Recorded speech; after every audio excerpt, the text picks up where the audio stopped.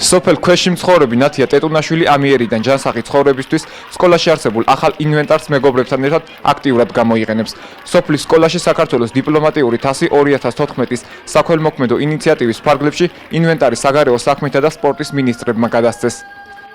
აქამდე მსგავსი ინვენტარი არ ქონდა, მოგვიტანეს, რადგან გვაკალდა სკოლაში, ანუ სპორტული ინვენტარი არ იყო რა ჩვენ სკოლაში, იმდენად როგორც გვჭირდებოდა სკოლის მოსწავლეებს.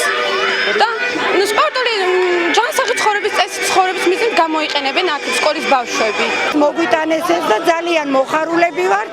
სპორტი ვიცით რომ ჯანმრთელობის საწინდარია, ყველა ცუდს არიდებს ბავშვებს, აუცილებელია სპორტი და ძალიან მოხარულები ვართ რომ განსაკუთრებით როცა ესეთი რანგის ადამიანისგან იღებ ამ საჩუქარს.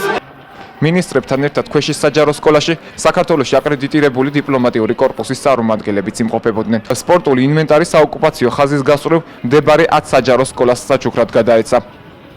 ჩვენ გადავედით ღონისძიების მეორე ეტაპზე, ეს გახლავთ მინიფერმუთის ტურნირი დიპლომატი 2014 წლის გაგრძელება, სადაც ჩვენ ოკუპირებული ტერიტორიების მიმდებარე სოფლებში მდებარე სკოლებისთვის დიპლომატების დახმარებით წამოვიღეთ საჩუქრები. ეს ტურნირი დიპლომატიური თასის გათამაშება დაუკავშირეთ საქველმოქმედო აქციას.